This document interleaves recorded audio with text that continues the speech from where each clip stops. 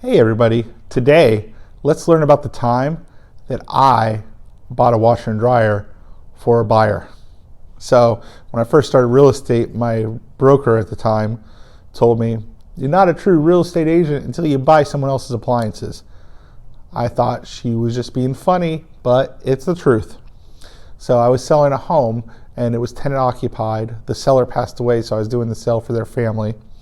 And we went through the entire process, sold the entire home, and lo and behold, the buyer thought they were going to be getting the washer and dryer, and when he did his walkthrough with the seller, or the tenant, found out that the tenant owned the washer and dryer. Now granted, the tenant was still staying there, but this is still something that the buyer thought he was going to get. So after the sale, the buyer's agent approached me regarding that. Me and the buyer's agent, we sat down, we discussed it, and this was nothing that even came up during the transaction. Nothing asked, nothing checked.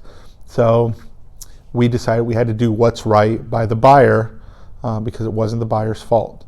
So me and the buyer's agent split the cost of a new washer and dryer for them.